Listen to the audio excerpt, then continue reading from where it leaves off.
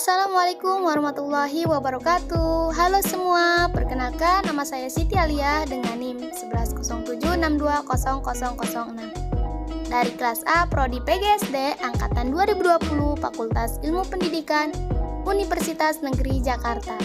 Pada video ini saya akan menyampaikan tugas infografis rangkuman mata kuliah konsep dasar PKNSD dan analisis kurikulum. Dosen pengampu Bapak Dr. Otib Satibi Hidayat, MPD, untuk memenuhi tugas ulangan akhir semester. Tujuan pendidikan nasional tercantum di dalam Undang-Undang Nomor 20 Tahun 2003 tentang Sistem Pendidikan Nasional Pasal 3. Tujuan pendidikan nasional adalah mengembangkan potensi peserta didik agar menjadi manusia yang beriman dan bertakwa kepada Tuhan Yang Maha Esa, berakhlak mulia, sehat, berilmu, cakap, kreatif, mandiri, dan menjadi warga negara yang demokratis serta bertanggung jawab. Terdapat 3 aspek yang dipertimbangkan oleh para penyusun kurikulum dalam penyusunan kurikulum, diantaranya yaitu: pertama, filosofi, alasan bersifat ilmiah yang melatar belakangi suatu muatan pelajaran diajarkan mulai dari kelas 1 hingga kelas 6. Dan yang kedua, SKL, standar kompetensi lulusan, indikator atau ukuran yang berlaku nasional untuk menetapkan suatu tahapan dinyatakan lulus.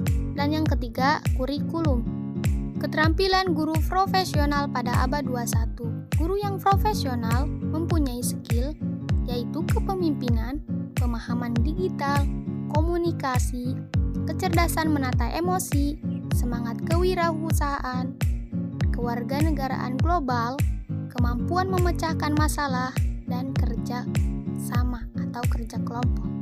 Pengembangan kurikulum. Kurikulum 1947.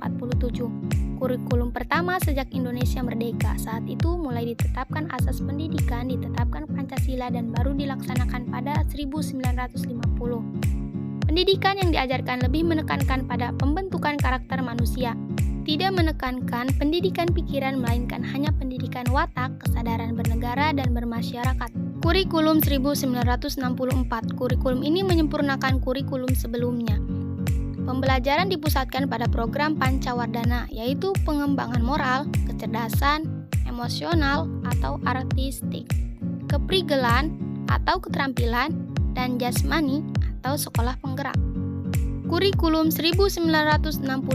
Kurikulum ini bersifat politis dan bertujuan membentuk manusia Pancasila sejati, kuat dan sehat jasmani, mempertinggi kecerdasan dan keterampilan jasmani, moral, budi pekerti, dan keyakinan beragama.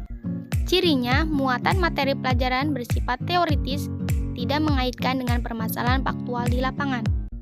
Kurikulum 1984. Kurikulum ini mengusung pendekatan proses keahlian. Posisi siswa ditempatkan sebagai subjek belajar, dari mengamati sesuatu, mengelompokkan, mendiskusikan, hingga melaporkan. Model ini disebut cara belajar siswa aktif, CBSA. Kurikulum ini berdasarkan filosofi active learning. Pendidikan komprehensif Ki Hajar Dewantara. Pendidikan adalah daya upaya untuk memajukan bertumbuhnya budi pekerti atau kekuatan batin, karakter, pikiran atau intelek, dan tumbuh anak dalam rangka kesempurnaan hidup dan keselarasan dengan dunianya. Amanat dan prinsip dasar guru. Ki Hajar Dewantara mencetus ajarannya yang terkenal yaitu Ingarso Sung Tulodo, yang artinya di depan. Maksud di depan adalah seorang guru harus bisa memberi teladan atau contoh. Ing Madyo Mangun Karso, yang artinya di tengah-tengah atau di antara seorang siswa, guru bisa menciptakan praksa dan ide atau guru bisa memotivasi. Tutwuri Handayani, artinya di belakang, guru harus bisa memberikan dorongan dan arahan kepada siswa agar percaya diri. Doh paran kirim dungo, jauh memberi doa. Tan karton hamu muji, selalu menjaga citra. Waspodo purbo waseso, guru harus waspada dan sanggup mengawasi diri. Pelopor pengembang tumbuh kembang anak didik. Filosofi pendidikan Ki Hajar Dewantara. Olah hati atau etika, olah pikir atau literasi, olah karsa atau estetika, dan olahraga atau kinestetika. Profil pelajar Pancasila. Pelajar sepanjang hayat memiliki kompetensi global dan berperilaku sesuai dengan nilai-nilai Pancasila. Yang pertama, beriman. Ada 5 elemen kunci beriman: bertakwa kepada Tuhan Yang Maha Esa dan berakhlak mulia. pertama, akhlak beragama, kedua, akhlak pribadi, ketiga, akhlak kepada manusia, keempat, akhlak kepada alam, dan kelima, akhlak bernegara. Kedua, kreatif. Elemen kunci dari kreatif terdiri dari menghasilkan gagasan yang original, menghasilkan karya dan tindakan yang original.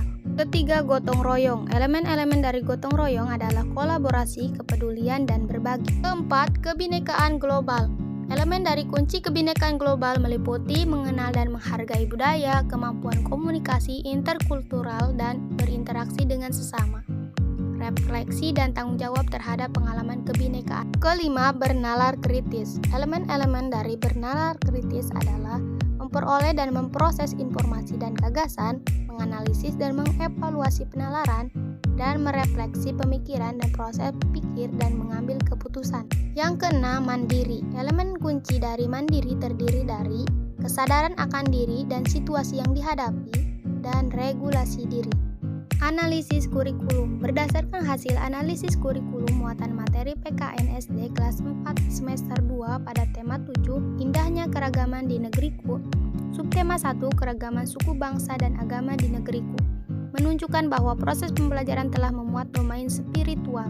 Konsep dasar PKN SD dengan menerima dan menjalankan agama yang dianutnya sesuai dengan sila pertama. Pada domain sosial, konsep dasar PKN SD ialah diwujudkan dengan penerapan sila-sila Pancasila seperti jujur, disiplin, santun, bertanggung jawab, dan lain-lain. Pada domain pengetahuan bahwa konsep dasar PKN SD membahas tentang hak, memahami bentuk keberagaman suku bangsa dan agama di Indonesia.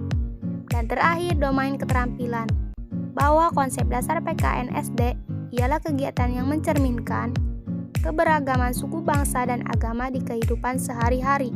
Baik, sekian dulu ya teman-teman video penjelasan infografisnya. Semoga bermanfaat, kurang dan lebihnya mohon maaf. Terima kasih. Wassalamualaikum warahmatullahi wabarakatuh.